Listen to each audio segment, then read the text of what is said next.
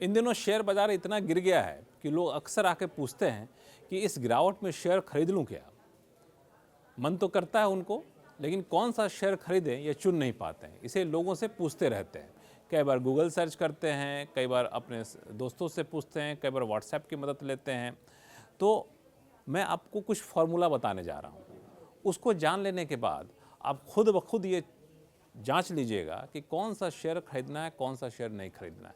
क्योंकि बाज़ार में शेयर बाज़ार में वैसे तो 5000 से ज़्यादा शेयर हैं, 5000 तो आप खरीद नहीं सकते हैं। उनमें से आपको कुछ शेयर चुनना है कि हमें कौन सा शेयर लेना चाहिए। तो जो फार्मूला है, उस फार्मूले के आधार पर आसानी से आप चुन सकते हैं कि कौन सा शेयर हमें खरीदना चाहिए। अब ये फार्मूला जो है, इसमें 3 खास पहलू हैं।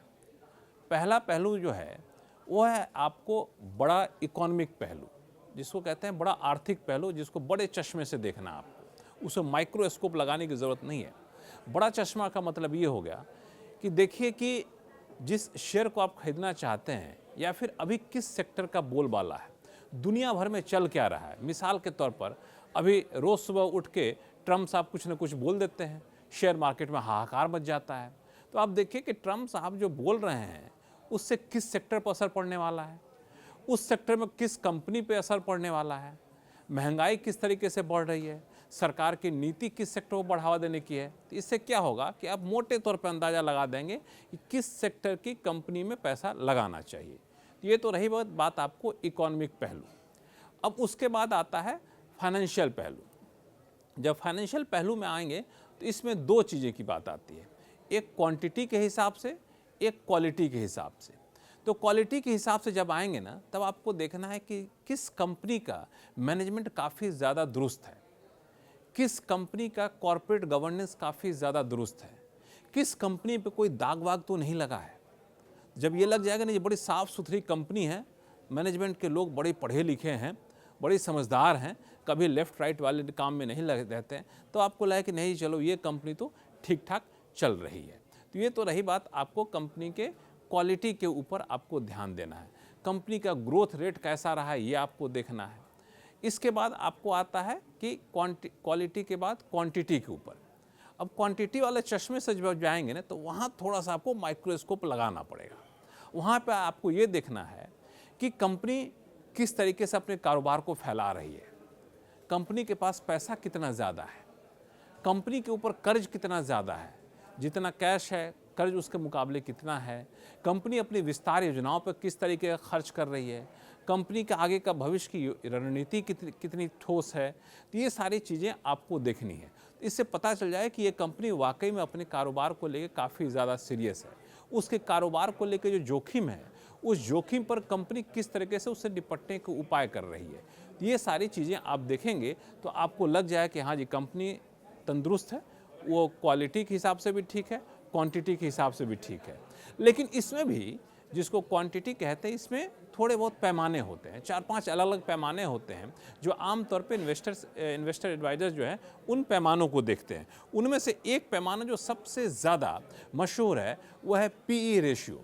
अभी टेक्निकल टर्म है पीई रेशियो, आप सुन के भाग जाएंगे तो भागिएगा नहीं, वो कुछ नहीं है, बहुत ही सिंपल सा फॉर्मूला है। पीई रेशियो का मतलब होता है प्राइस टू अर्निंग रेशियो। ये प्राइस टू अर्निंग रेशियो क्या होता है, उसके टेक्निकलिटीज मत पढ़िए, बहुत ही सीधा सा है कि आपकी कंपनी है, मान लिया जाए तो आपकी कंपनी के जितने शेयर जारी किए गए हैं और आपकी कंपनी के जो मुनाफे हो रहे हैं, अर्निंग हो रही है, उस अर्निंग को शेयर के हिसाब से बांट दीजिए। अब देखिए कि प्रति शेयर कंपनी की अर्निंग या कंपनी की आमदनी कितनी हो रही है, प्रति शेयर कंपनी की आमदनी कितनी हो रही है और शेयर की अभी कीमत क्या है।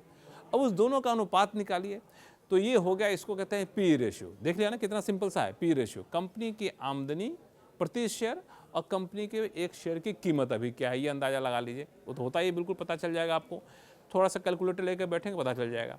तो जिस कंपनी का P ratio, price to earning ratio कम होता है, माना जाता है कि उस शेयर कंपनी के शेयर के बढ़ने की संभावना होती है।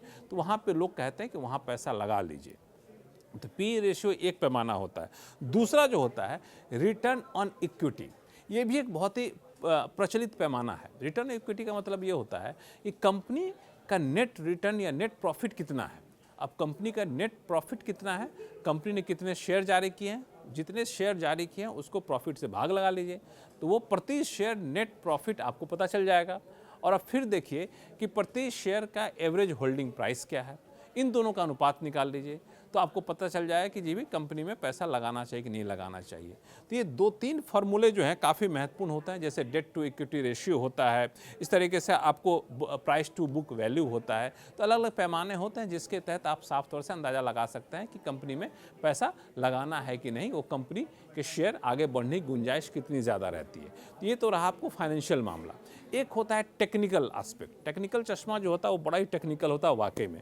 उसको टेक्निकल चार्ट के जरिए देखा जाता है कंपनी के शेयर में अभी पैसा लगाना है, लगा लिए तो कब निकल जाना है, तो बिल्कुल टेक्निकल एनालिसिस किया जाता है। उसका भी एक बड़ा सटीक फार्मूला होता है। तो ये मोटे तौर पे ये पैमाने हैं जिसके आधार पर आप चुन सकते हैं कि किस कंपनी के शेयर को हमें कब किस कीमत पर खरीदना है। लेकिन एक बात ध्यान दीजिएगा, चूँकि पैसा आपका है, पैसा आपकी गाढ़ी कमाई का है, तो जब भी आप शेयर में पैसा लगाएं तो ये ज़रूर देखिएगा कि शेयर में पैसा लगाना जोखिम भी उठाने के बराबर होता है। और एक सेबी जो कि शेयर मार्केट का रेगुलेटर होता है, सेबी से सर्टिफाइड इन्वेस्टमेंट प्लानर होते हैं, एडवाइज़र होते हैं, उनकी सलाह ज़रूर लें, तभी आप कोई शेयर खरीदें।